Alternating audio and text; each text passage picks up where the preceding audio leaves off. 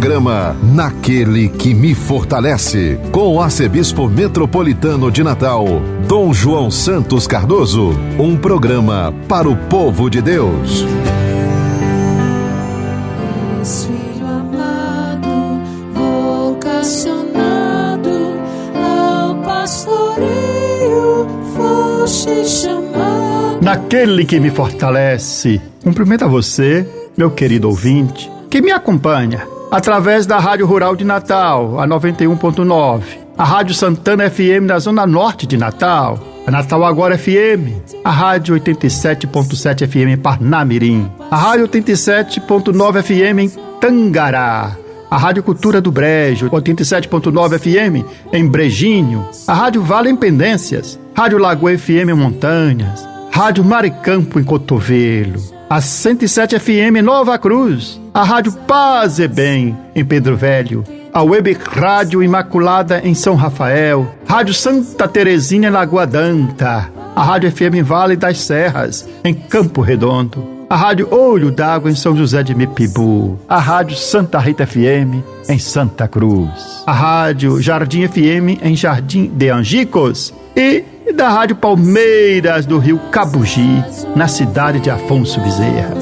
Como Cristo, bom pastor, edificas a igreja. Tu podes tudo em quem te chama. E a Deus, através da Virgem Maria, dirijamos a nossa oração.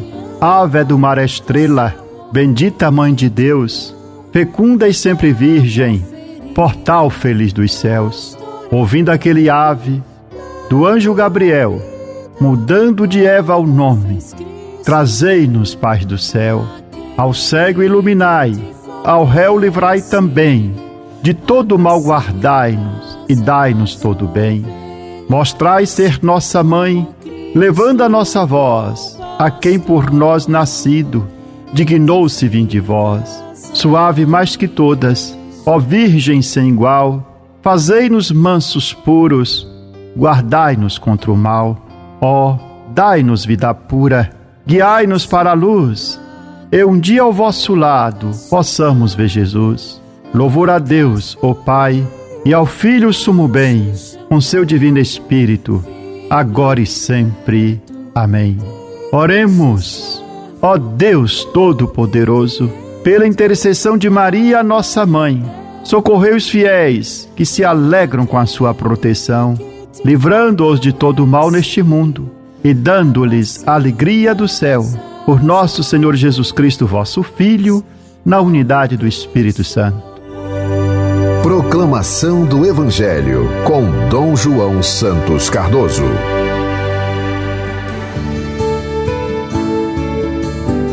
Nesse domingo, em que celebramos todos os santos, o Evangelho proclamado em nossas liturgias é o de Mateus, capítulo 5, versículo de 1 a 12. Assim narra o evangelista. Naquele tempo, vendo Jesus as multidões, subiu ao monte e sentou-se. Os discípulos aproximaram-se e Jesus começou a ensiná-los. Bem-aventurados os pobres em espírito, porque deles é o reino dos céus. Bem-aventurados os aflitos, porque serão consolados. Bem-aventurados os mansos, porque possuirão a terra. Bem-aventurados os que têm fome e sede de justiça, porque serão saciados. Bem-aventurados os misericordiosos, porque alcançarão misericórdia. Bem-aventurados os puros de coração, porque verão a Deus. Bem-aventurados os que promovem a paz, porque serão chamados filhos de Deus. Bem-aventurados os que são perseguidos por causa da justiça, porque deles é o reino dos céus. Bem-aventurados sois vós, quando vos injuriarem e perseguirem, e mentindo, disserem todo tipo de mal contra vós, por causa de mim. Alegrai-vos e exultai, porque será grande a vossa recompensa nos céus. Palavra da salvação.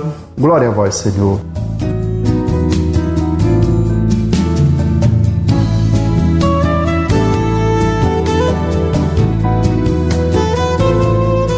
Celebramos hoje a festa de Todos os Santos. Esta solenidade teve origem em Antioquia, no século IV, com a celebração de todos os mártires. Seu sentido religioso, introduzido em Roma no século VI, está explicitado na oração da Missa de Todos os Santos. Quando assim nós rezamos numa só festa, celebramos os méritos de todos os santos e santas. Desta forma, a liturgia reúne numa só solenidade os santos venerados ao longo do ano. Assim também os demais que não comparecem no calendário litúrgico, incluindo a multidão daqueles santos anônimos que já chegaram à glória do céu. Com essa celebração, a Igreja recorda que todo cristão é chamado à santidade, como nos fala o Papa Francisco na sua exortação apostólica Gaudete et Exsultate. O Senhor nos quer santos e espera que não nos resignemos com uma vida medíocre, superficial e indecisa. Para buscar a santidade, é preciso voltar às palavras de Jesus, viver o que Jesus nos ensinou. E no Evangelho, Jesus apresenta as bem-aventuranças como caminho de santidade. E através delas, ele explicou com toda a simplicidade o que significa ser santo. Para ser santo, é preciso viver como filho de Deus, viver o mandamento do amor e seguir as bem-aventuranças. Assim, quando um de nós se pergunta como fazer para ser santo, a resposta é simples. Faça cada qual a seu modo aquilo que Jesus disse nas bem-aventuranças. Entretanto, não obstante a beleza poética das bem-aventuranças, não é fácil praticá-las, pois elas estão na contracorrente daquilo que habitualmente se faz e se vive na sociedade. Embora a mensagem das bem-aventuranças seja fascinante, não é fácil nos comprometer com elas. Pelo contrário, só podemos vivê-las com a ajuda do Espírito Santo, que nos liberta da fraqueza do egoísmo, da preguiça e do orgulho. As bem-aventuranças são promessas escatológicas, mas não devem ser entendidas como se a felicidade anunciada seja transportada ou transposta para o futuro e fixado lá no além, no céu. Quando uma pessoa começa a viver a partir de Deus nesta terra, quando alguém se encontra caminhando com Jesus, então esta pessoa vive com base em novos critérios e vive de forma antecipada algo que ainda virá na sua plenitude, vivendo a felicidade mesmo no meio das aflições, mesmo num mundo muitas vezes caótico e tão difícil como nós vivemos. Felizes os pobres em espírito, porque deles é o reino dos céus. Essa bem-aventurança nos leva a reconhecer a verdade do nosso coração, para ver onde é que nós colocamos a nossa segurança. Naquilo que é obra de nossas mãos, nas riquezas, naquilo que é humano ou em Deus. Nada que é humano nos dá segurança. O próprio Jesus nos fala na parábola do rico insensato, falando daquele homem seguro de si, que acumulou muita riqueza e quando pensou que podia dela desfrutar, ela morreu naquela mesma noite. Esvaziado de si mesmo, a nossa segurança deve ser posta no único absoluto que é Deus. Quando o nosso coração se sente rico, tão satisfeito de si mesmo, não dá espaço para Deus, não dá espaço para o outro, não dá espaço para o irmão, não dá espaço para experimentar as coisas mais importantes da vida. Deste modo, coração cheio de si, priva-nos dos maiores bens. Por isso Jesus disse que são felizes os pobres em espírito, aqueles que se esvaziam de si mesmos, que têm um coração pobre, para que seja repleto e pleno de Deus. Felizes os mansos, porque possuirão a terra. Essa bem-aventurança contrasta com o reino da vaidade, do orgulho. Frequentemente, transformado o mundo em um lugar de litígio, de ódio e julgamento, onde as pessoas frequentemente se consideram superiores às demais. Embora pareça impossível, Jesus nos propõe outro estilo de vida, a mansidão. É o que praticava o nosso Senhor com seus discípulos, quando na sua entrada em Jerusalém, se apresenta de forma mansa e humilde montado no jumentinho. Por isso também o Senhor nos convida a aprender dele, porque ele é manso e humilde de coração. E a mansidão envolve olhar para os limites e os defeitos dos outros com ternura, em vez de superioridade, e oferecer apoio em vez de crítica. A caridade perfeita, de acordo com Santa Teresa de Lisieux, é suportar os defeitos dos outros e não se escandalizar com suas fraquezas. A mansidão é considerada um fruto do Espírito e é uma expressão da confiança em Deus. Os mansos possuirão a terra, pois verão as promessas de Deus se cumprindo em suas vidas, independentemente das circunstâncias. Felizes os que choram, porque serão consolados. Podemos nos perguntar se é bom chorar, afligir-se e então ser feliz? Como é que se pode considerar a aflição uma bem-aventurança? Depende do tipo de aflição. Há uma aflição que brota de quem perdeu a esperança, de quem não confia mais no amor e na verdade. Essa aflição desagrega a pessoa por dentro. Mas há um outro tipo de aflição que brota do abalo, da comoção provocada pela verdade, que nos leva à conversão, a resistir contra o mal. Um exemplo, o arrependimento de Pedro, que chora após negar Jesus, em contraste com Judas, que, ao cair, entra no desespero e se suicida.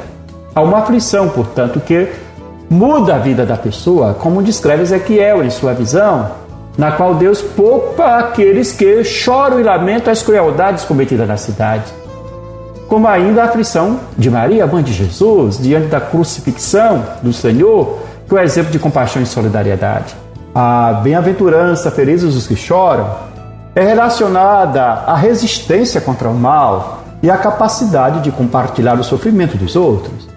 A bem-aventurança enfatiza que aqueles que choram têm a coragem de enfrentar situações dolorosas, compartilhar o sofrimento alheio e socorrer os necessitados. Essas pessoas são consoladas por nosso Senhor e verão as suas promessas realizadas em suas vidas, e tais pessoas são verdadeiramente abençoadas e consoladas por Jesus. Chorar e compadecer-se com os outros, portanto, é um caminho para a santidade. Felizes os misericordiosos, porque alcançarão misericórdia. A misericórdia tem dois aspectos. De um lado é ajudar, é assistir os outros, mas é também perdoar, é compreender. Mateus resume a misericórdia numa regra de ouro: o que quiserdes que vos façam aos homens, fazei-o também a eles. Dar e perdoar significa reproduzir em nossa vida um pequeno reflexo da perfeição de Deus. Sede misericordiosos, como vosso Pai é misericordioso. Não julgueis e não sereis julgados, não condeneis e não sereis condenados, perdoai e sereis perdoados. Dai e vos será dado. A medida que usardes com os outros será usada convosco. A mesma medida que aplicamos aqui neste mundo, nas relações com os outros, também será aplicada a nós no juízo final. Jesus não diz: felizes os que planejam a vingança, os que fazem o mal, mas felizes aqueles que perdoam, que são misericordiosos, que são capazes de sofrer com os outros, não daqueles que são capazes de causar aflição para as pessoas. Todos nós somos uma multidão de perdoados, devemos sempre aprender isso. Se somos perdoados, também devemos ter sempre um olhar de compaixão com as pessoas. Devemos sempre ter piedade daquele irmão que tem um tipo de dívida conosco. Quem deseja verdadeiramente dar glória a Deus com a sua vida, quem realmente quer se santificar para que a sua existência glorifique o Senhor, é chamado a gastar-se, a cansar-se, procurando viver as obras de misericórdia. Como muito bem entendeu Santa Teresa de Calcutá, temos muitas fraquezas, assim ela dizia, muitas misérias humanas, mas Cristo abaixa-se, serve-se de nós para sermos o seu amor e a sua compaixão no mundo.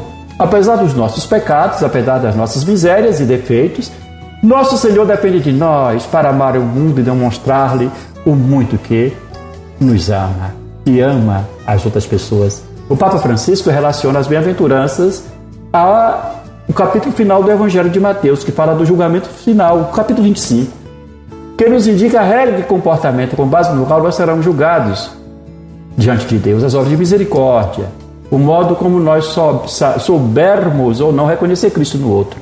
E a partir dessa relação, o Papa conclui: deste modo, ser santo, não significa revirar os olhos numa suposta êxtase. Como também dizia São João Paulo II, se verdadeiramente queremos ser santos, devemos partir da contemplação de Cristo. Devemos saber vê-lo, sobretudo, no rosto daqueles com quem ele mesmo quis se identificar. Assim, há uma relação entre as bem-aventuranças e as obras de misericórdia. Para ser santo, devemos percorrer o caminho apontado pelas bem-aventuranças e praticar as obras de misericórdia. Que o Senhor nos ajude a ser santo como Ele é santo. Bem-aventurados os pobres de espírito, porque deles é o reino dos céus. Bem-aventurados os que choram, porque serão consolados. Bem-aventurados os mansos, porque eles herdarão a terra. Bem-aventurados os que têm fome e sede de justiça, pois serão saciados. Exultai e alegrai-vos, porque será grande a vossa recompensa nos céus. Pois assim perseguiram os profetas que existiram antes de vós. Exultai e alegrai-vos, porque será grande a vossa recompensa nos céus. Pois assim perseguiram os profetas que existiram antes de vós.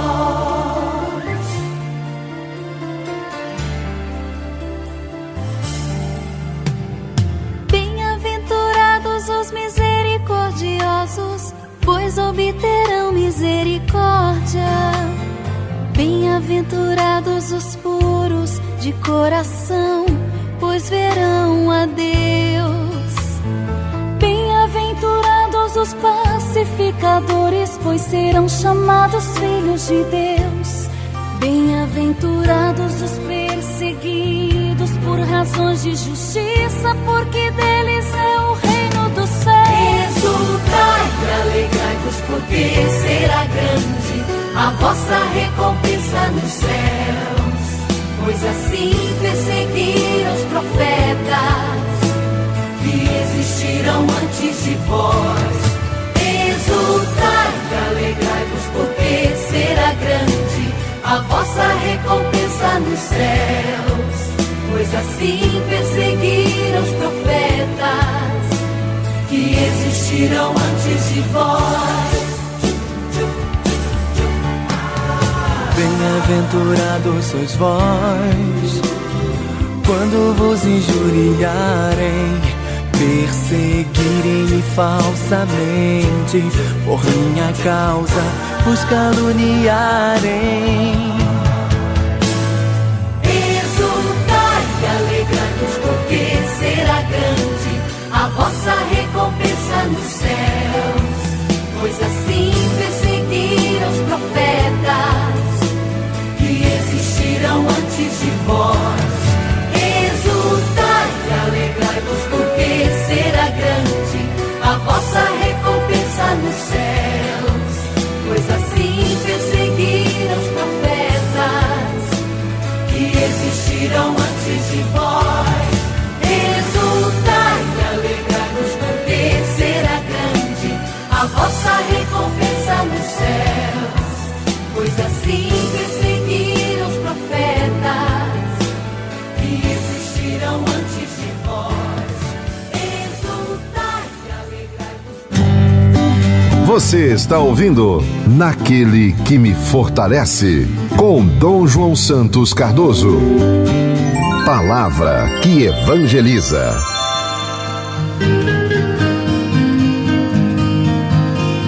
A encíclica Lecite Nos, publicada pelo Papa Francisco, no dia 28 de outubro, a encíclica é datada do dia 24 de outubro, traz uma profunda reflexão sobre a devoção ao Sagrado Coração de Jesus, apresentando um amor divino como fonte de transformação pessoal e social.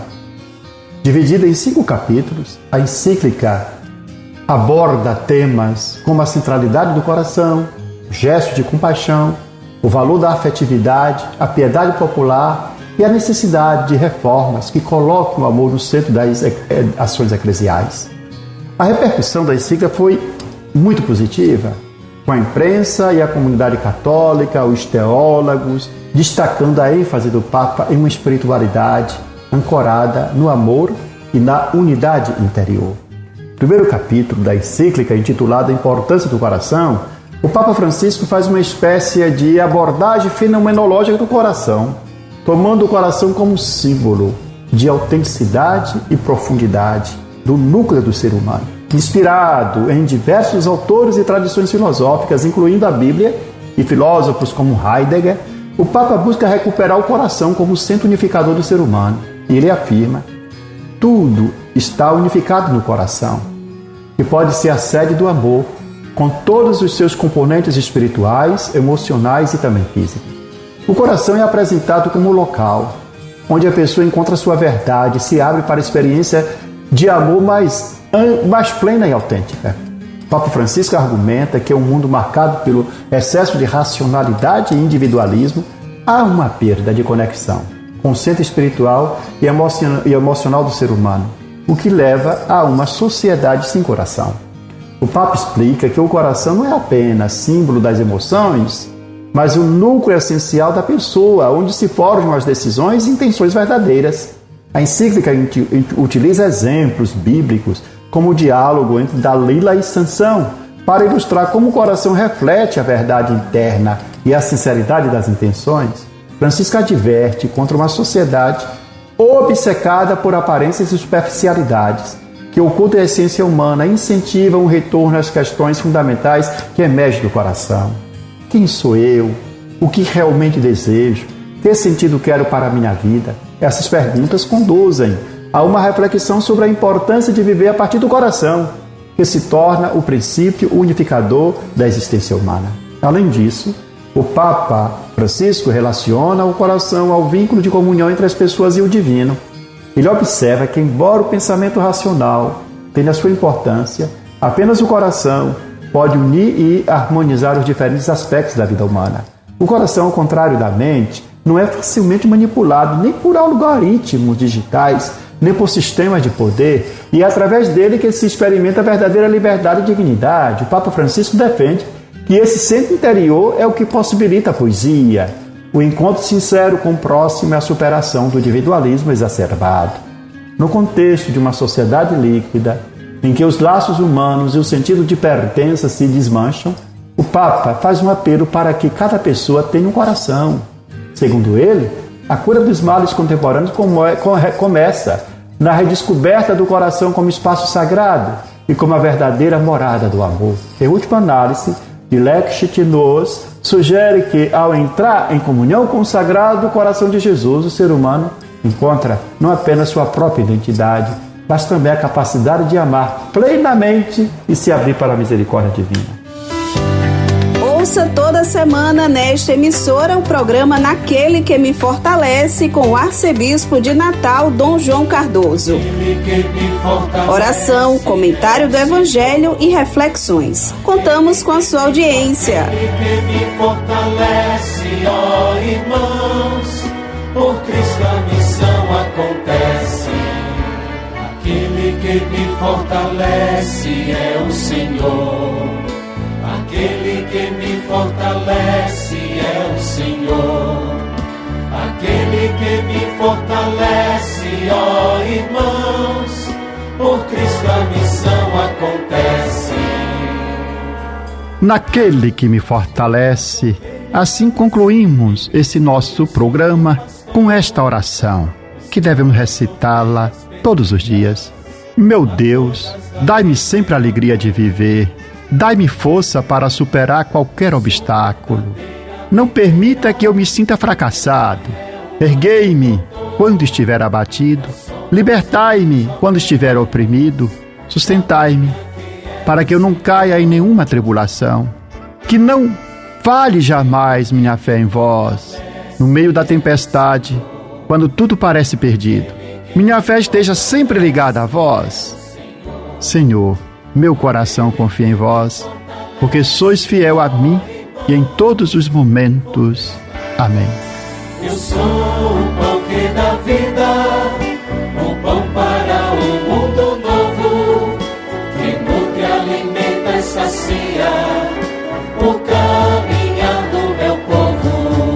Seja bendito o nome do Senhor, agora e para sempre. A nossa proteção está no nome do Senhor, que fez o céu e a terra. Que a bênção de Deus Todo-Poderoso, Pai, Filho e Espírito Santo, desça sobre vós e permaneça para sempre. Amém. Aquele que me fortalece é o Senhor. Aquele que me fortalece é o Senhor. Aquele que me fortalece, ó irmãos, por Cristo a missão acontece. Você ouviu Naquele que me fortalece, com o arcebispo metropolitano de Natal, Dom João Santos Cardoso.